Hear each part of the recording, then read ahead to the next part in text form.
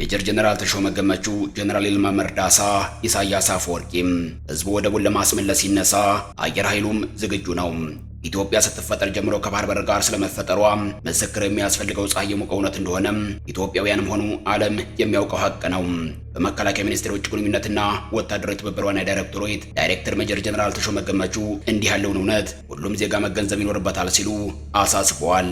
ከባህር በር ጋር ተፈጥረን የኖርን መሆናችንን በዓለም መድረክ አሳማኝ ማስረጃ አቅርበን የምናሸንፍበት ቁልፍ ጉዳይ በመሆኑ ሁሉም ኢትዮጵያዊ እውነታውን ሊያውቀው ይገባል ነው ያሉትም።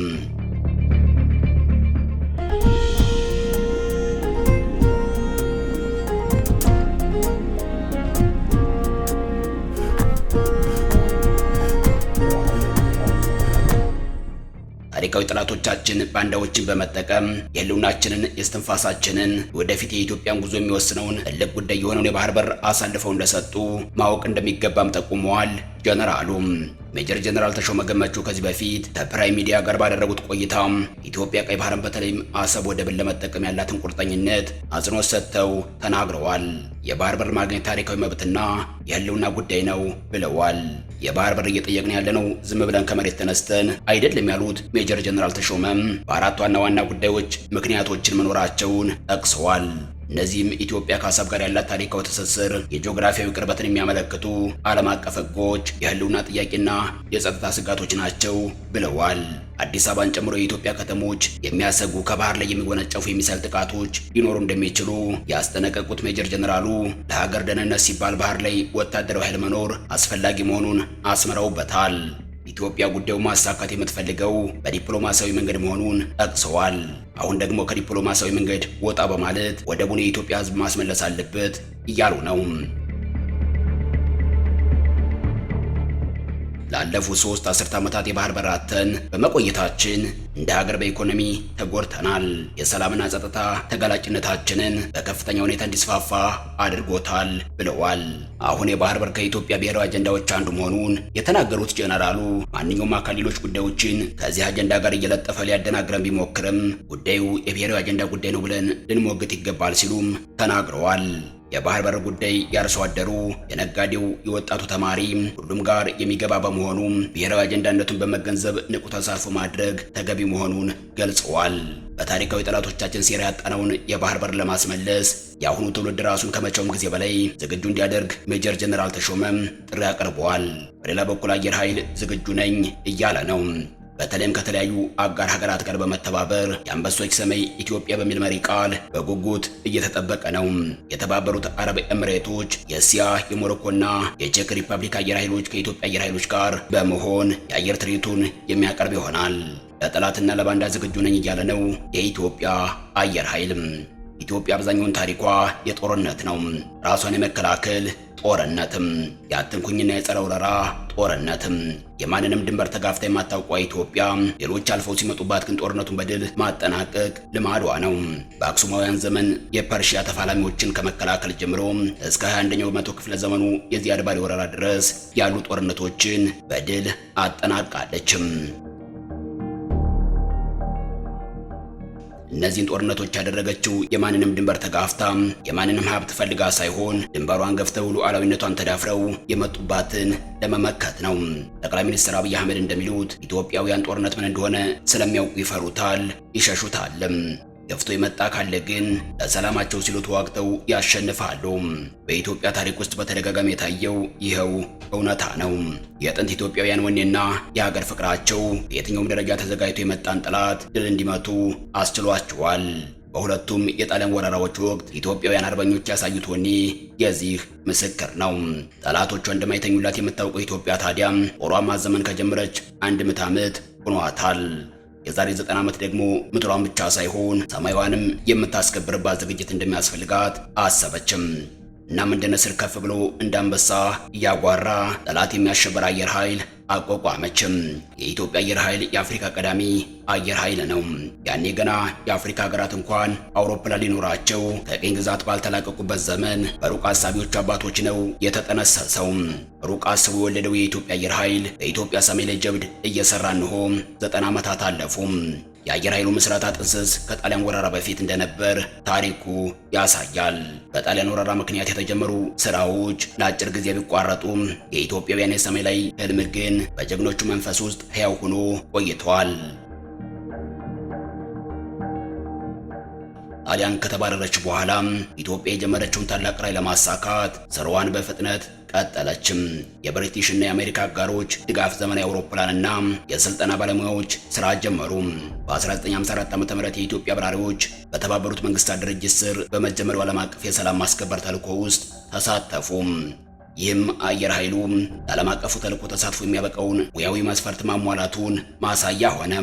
1970ዎቹ ኢትዮጵያ ከሶቪየት ህብረት ጋር ጠንካራ ወታደራዊ ግንኙነት የመሰረተችበት ወቅት ነበር። ይህ ወቅት አየር ኃይሉ ሚግ 21 ተዋጊ ጄቶችን፣ የትራንስፖርት አውሮፕላንና ሚግ 24 ሄሊኮፕተሮችን ጨምሮ አዳዲስ ዘመናዊ አውሮፕላኖችን የታጠቀበት ወቅት ነበር።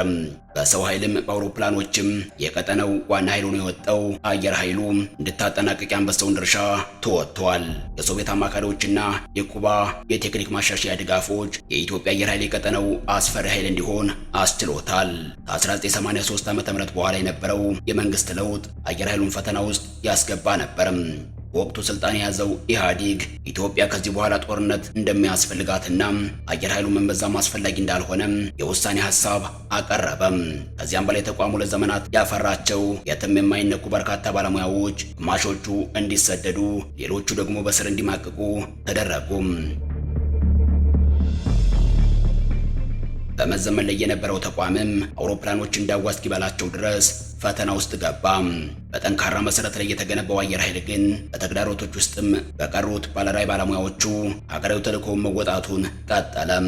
የ21ኛው መቶ ክፍለ ዘመን አየር ኃይሉ ጀብድም የሶማሌው ፕሬዝዳንት ዚያድ ባሬ ታላቋን ሶማሊያ እመሰርታለሁ የሚል ሐሳብ ይዞ ኢትዮጵያን የወረረበት ወቅት ኢትዮጵያ በአንጻሩ አንድም የሁለቱ ሀገራት ህዝቦች የሚጋሯቸው እሴት ስላሉ ወሬ የሚያማዝዝ ጉዳይ የለም ብላ በሌላ በኩል በውስጥ ጉዳዩ ተጠምዳ የነበረችበት ወቅት ያኔ ለጦርነት በብዙ የተዘጋጀችው የዚያድ ባሬዋ ሶማሊያ ያለ ከልካይ በምስራቅ እስከ 700 ኪሎ ሜትር በደቡብ ምስራቅ እስከ 300 ኪሎ ሜትር ገብታ የኢትዮጵያን ግዛት በኃይል ያዘችም። የሰውን የማትፈልገው ነገር ግን ፈልገው ሲመጡባት በነፃነቷ የማትደራደረው ኢትዮጵያ ልጆቿን ተጣራችም። ልጆቿን መከፋቷን አይተው መደፈሯን ገብግቧቸው በአንድነት ሆብለው ተነሱም። የወራሪውን የመስፋፋት ከንቱ ቅዠትም አየር ላይ በተኑትም። በሰው ኃይልም ሆነ በትጥቅ ለረጅም ጊዜ ዝግጅት በማድረግ ኢትዮጵያን የወረረችው የዚያድ ባሬ ኃይል ለማሸነፍ የአየር ኃይል ሚና እጅግ የላቀ ነበርም።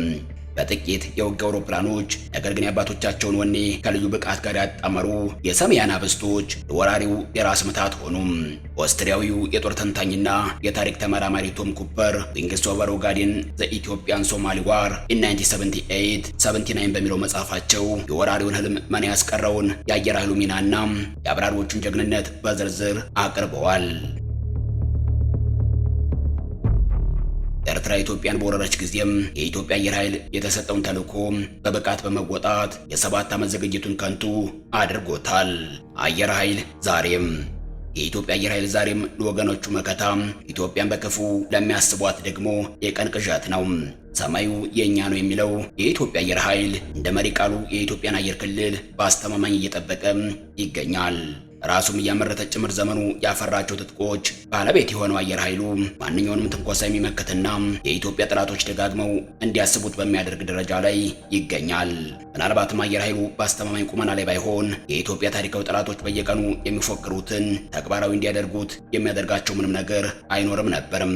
የ2010 ዓ.ም ለውጥ ሪፎርም ትኩረት ማዕከል የሆኑ ተቋማት መካከል አንዱ አየር ኃይሉ ነው። በሪፎርሙም ተቋሙ ኢትዮጵያን የሚመጥን እንዲሆን ስትራቴጂ ተነድፎ ወደ ስራ ገብቷል።